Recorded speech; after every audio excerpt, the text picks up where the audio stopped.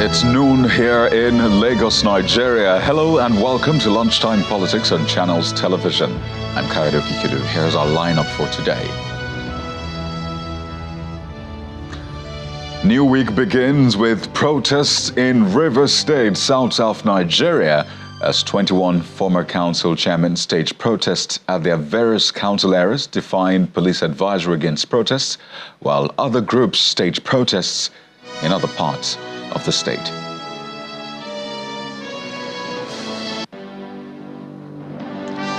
And it's a meeting of governors across regional lines. On the one hand, southern governors to meet in Ogun State, while northwest counterparts are to meet in Katsina. Security, economy are amongst the issues top on the agenda.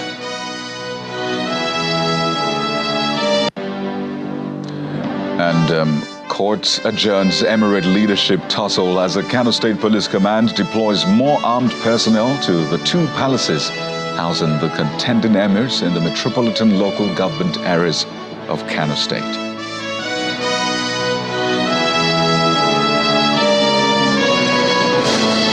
A big day for politics in Nigeria, and we begin in Rivers State, where 21 former council chairmen are staging a protest at their various council areas, waving placards with inscriptions asking the police to continue occupying the council headquarters.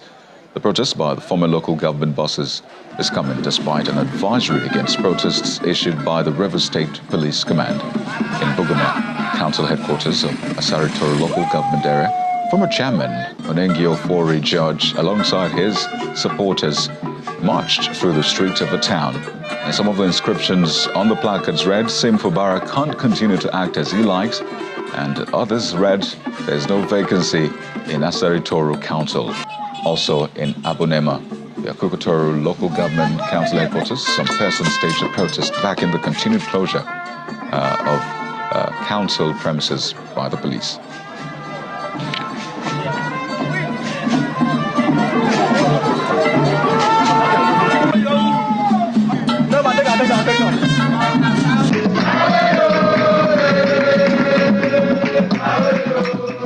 Speaking of Akukutoro, there's an ongoing protest by some persons under the umbrella of concerned citizens of Akukutoro local government area. They're protesting in support of the police's continuous closure of the council premises. This is in reaction to the calls by the organized labor in Rivers State for the reopening of the council premises closed on June the 18th following the dissolution of the council chairman whose tenure ended the same day and the swearing in of citizen by Governor Fubara. The police had barricaded the council, preventing both parties from getting access to avert the possibilities of breakdown of law and order. It was the same situation in Asari Toro local government area.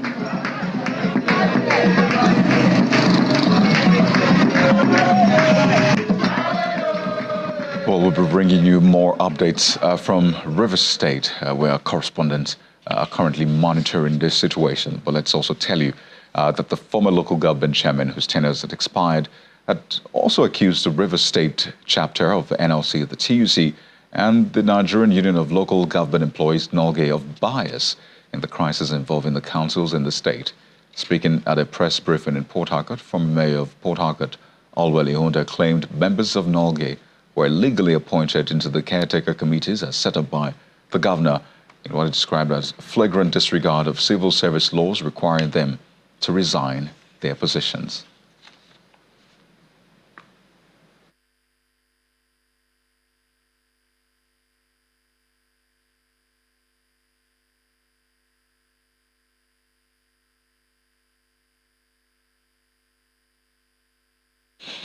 Right, so let's now bring you more updates from our correspondent, Charles Operum, who has been covering the political situation in Rivers State, and will bring you more.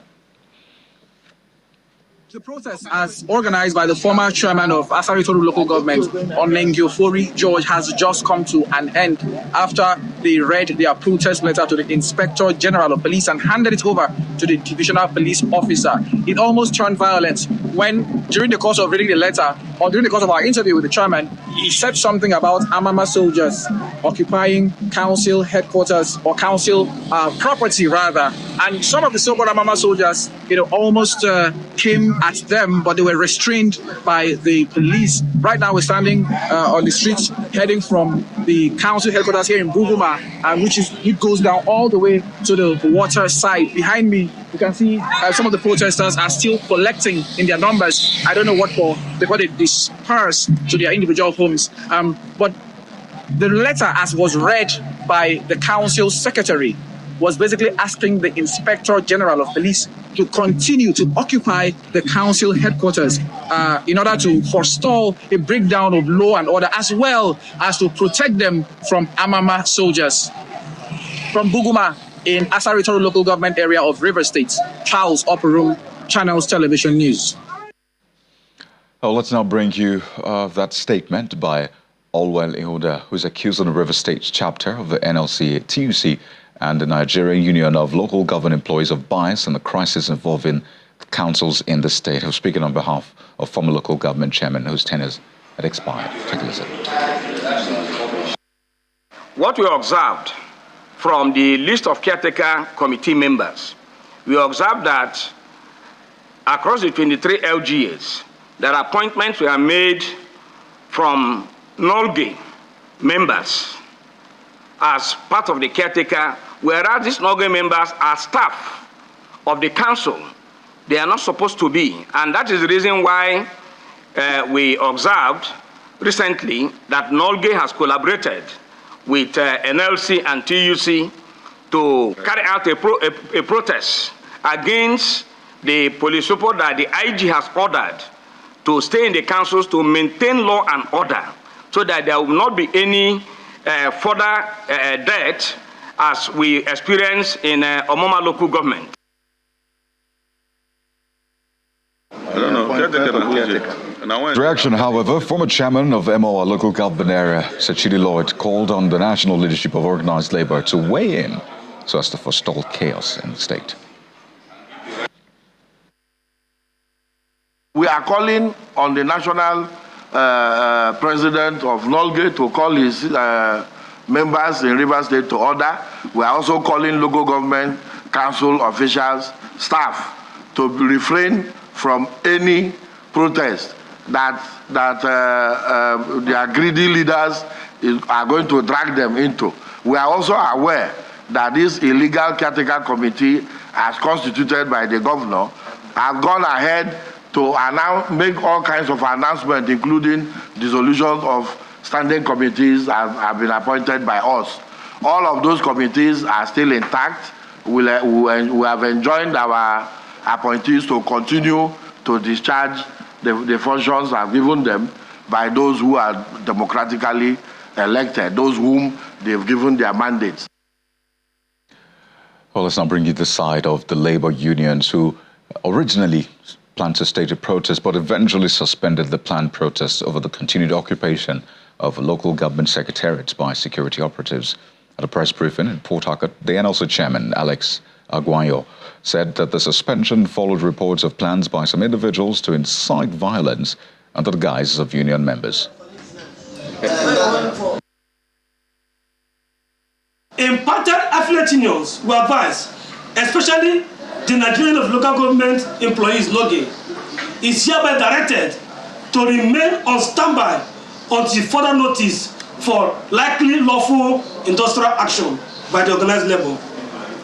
We call on the Nigerian police to be vigilant, to arrest and prosecute any miscreant found to be breaching the unfettered peace of River State.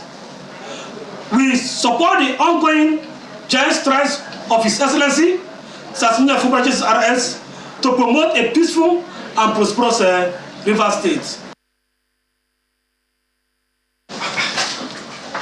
Meanwhile, his TUC counterpart, Ikechukwu Onyefuru, also dismissed accusation from former local government chairman that the state labor leaders are partisan.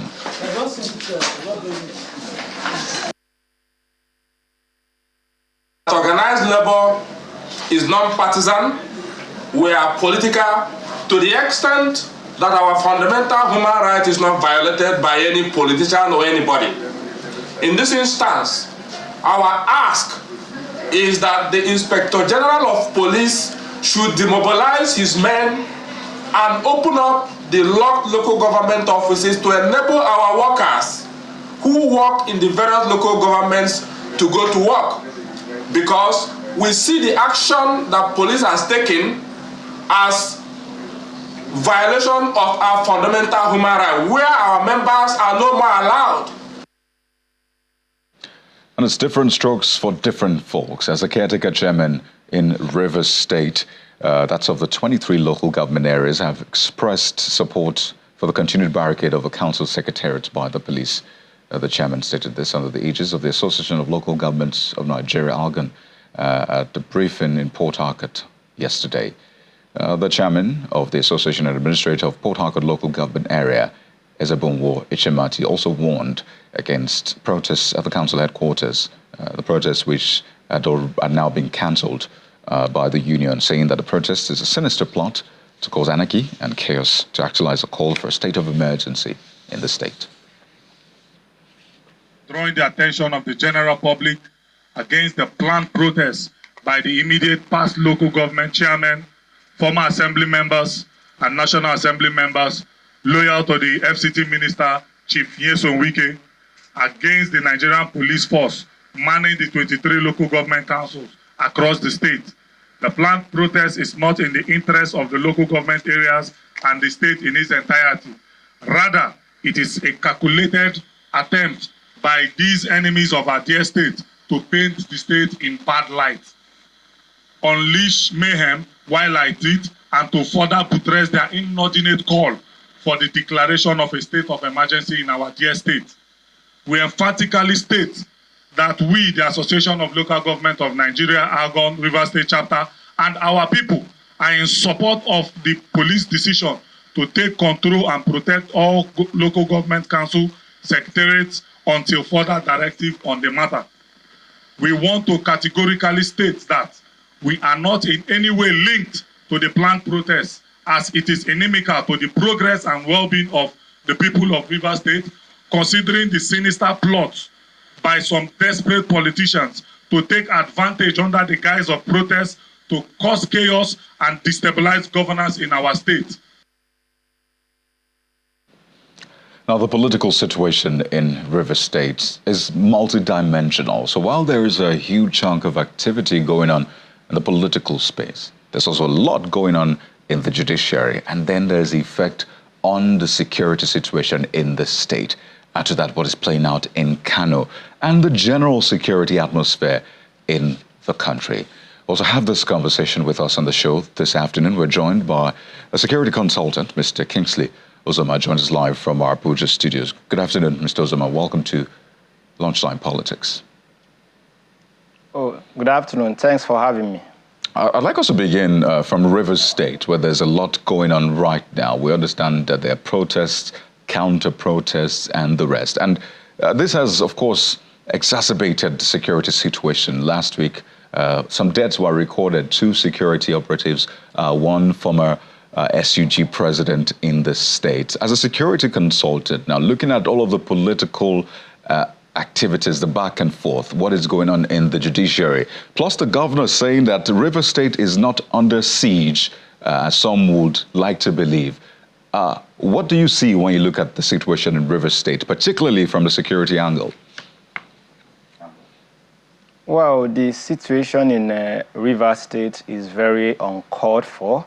And as far back as 2015 till date, the state is fast navigating into what I've over time crowned rivers of political crisis. Political crisis in the sense that we have a pre-election crisis, election day crisis in the same rivers, and now post-election crisis, because the whole thing happening in Rivers State is not unconnected to the political tension in the state. And when you have issues like this going on in a strategic state like Rivers State at the heart of the Niger Delta region, it not only affects the political economy of the state, but the nation at large, okay? Because Rivers State is very, very strategic in terms of electioneering, in terms of the overall political economy of the state.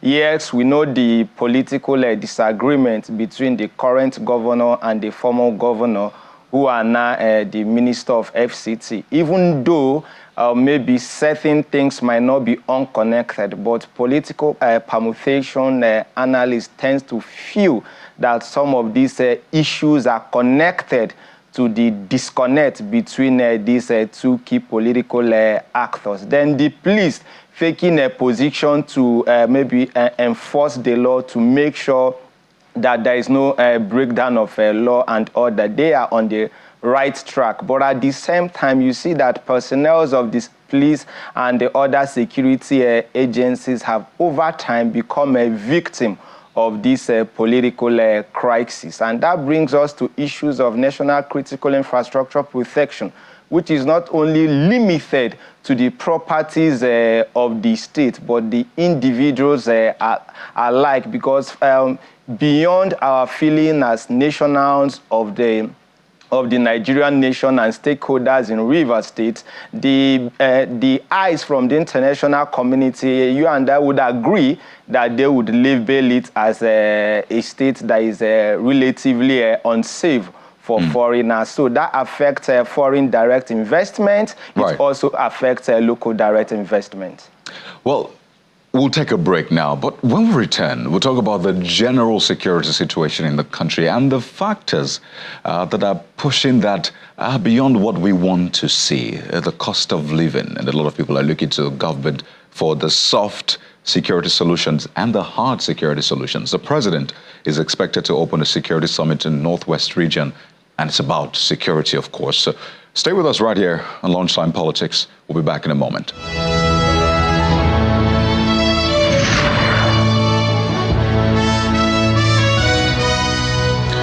Welcome back. President Bola Tinubu is expected to open a security summit for Northwest governors holding in Katsina State today. And that has again brought up the conversation around security in Nigeria, not just for the Northwest region, which has seen its fair share of banditry, kidnapping, killings, conflicts, and the rest, but generally in the country, particularly with the economic situation, which some have said may exacerbate the security situation if it hasn't already. And we have still with us in our Abuja studio, Mr. Kingsley Uzoma, security consultant. Thank you, Mr. Uzoma, for staying with us on Lunchtime Politics.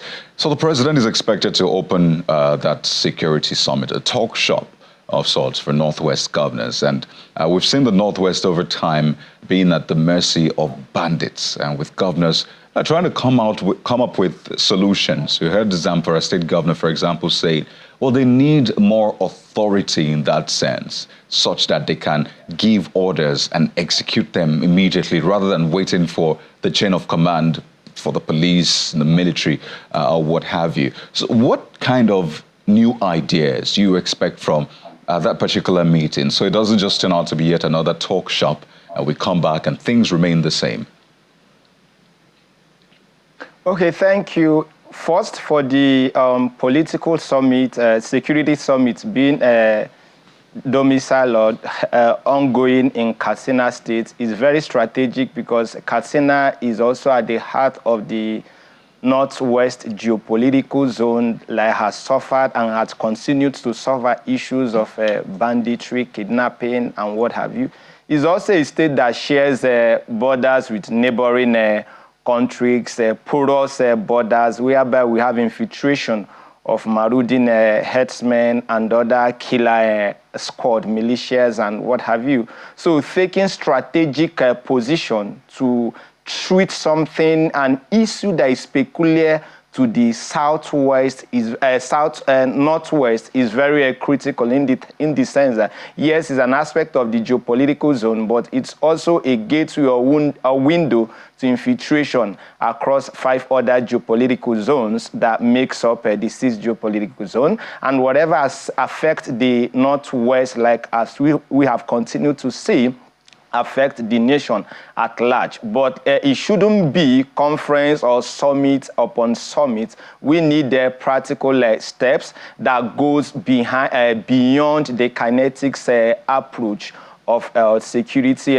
agencies, there should be high level of what we call political economic justice, in the sense that those elected as leaders should look at the remote and immediate causes of security challenges that ranges from job insecurity to education, from education to hospital and what have you. I think if the governors of this geopolitical zone and beyond see themselves as servants, living up to the mandate of the essence of the state, which is provision of shelter, security, good road, and what have you, it will go a long way in minimizing the security challenges that we do have as a nation. There is no nation that does not have or does not face security challenges. For if you don't face it, then what is their sense of having the various security agencies? But the most important thing is being apt in terms of rapid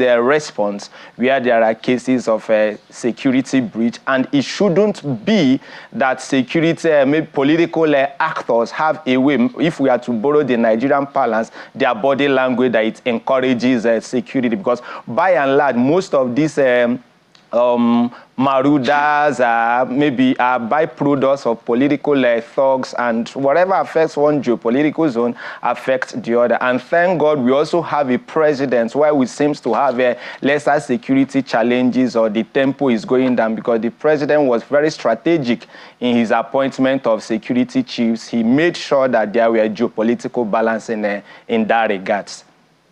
I'd like you to speak to that point I made about the Zamfara state governor. Not once, not twice has he said that. And we've heard other governors saying it, that there needs to be a change in the approach. Governors should have more hands-on powers rather than just be the chief logistics officer, as one of former governors have called him. They should indeed be chief security officer, not just by tag, but by power as well. So I want you to also speak to that. Is that something that we need to push the needle on, or you prefer the situation or the current framework as it is now? Okay, you see, Nigeria is a very unique nation given by our peculiarities and diversity, and there must be unity in diversity. Zamfara State or every other state, wherefore we have the governors clamoring for quote and unquote state police, or to have an upper hand in coordinating security chain. The question is, who has removed them from having access? Every state, by the nature of the Nigerian police, have the command. Across other security agents have command, where it is expected that the heads of this command should maintain mutual working relationship with the governor, who by implication assume the role of the chief security officer of his state.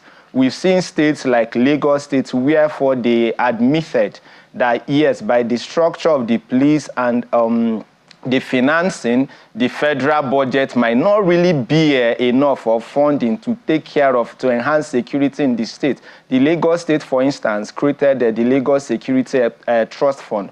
From there, they've been supporting the police to enhance security structure in the state. For those clamoring for state police, we've seen instances where for these political actors would like to use the security agents under their control against their political opponents. A case at hand, for instance, is the Emirate Tussle in Kano. Imagine if the whole apparatus of the security is in the hands of the governor, you see?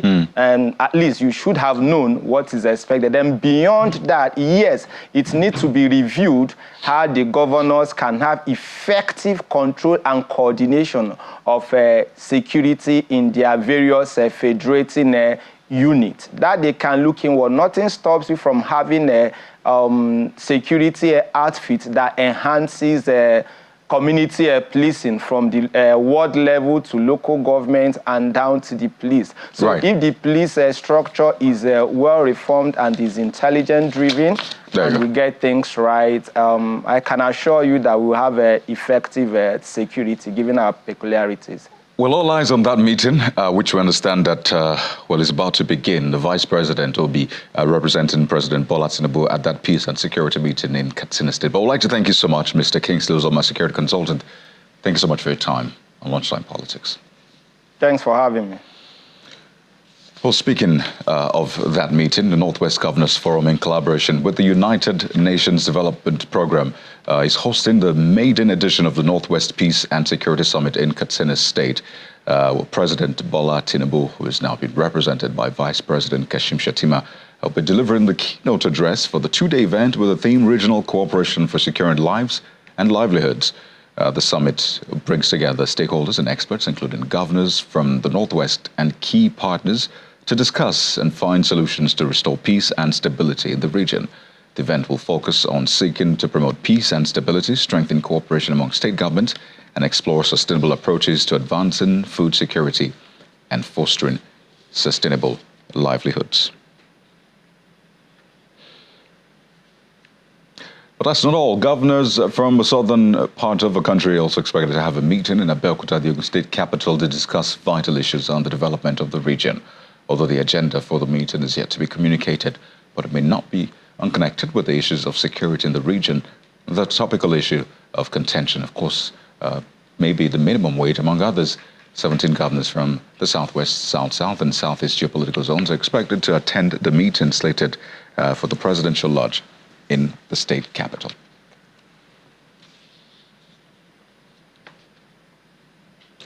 And now over to Kano State, where security has been beefed up at the two palaces housing Emir Muhammad Sanusi in Kofar Kudu Palace and the dethroned Emir Aminu Bayero at the Nasser Ramini Palace. The outgoing Commissioner of Police, Hussaini Kumel, noted that equipment and armed personnel have been deployed to handle any unforeseen situation around the identified areas. He adds that this action will prevent security threats and forestall any form of breakdown of law and order pending the outcome of the emirship tussle in the state. In the meantime, the Kano State High Court has adjourned a sit-in in a case filed by the Kano State government to restrain the 15th Emir, Ado Bayero, and 4 other emirs from parading themselves as emirs. The presiding judge, Justice Amina Adamu, has adjourned till July the 2nd, 2024. And that's the program for this afternoon. By no means the end to the political conversation in Nigeria. So stay with Channels Television for all the breaking stories, either from River State, from Kano, from Katsina, or any other part of the country and around the world. I'm Kaido Kikulu. Thank you for watching, and goodbye.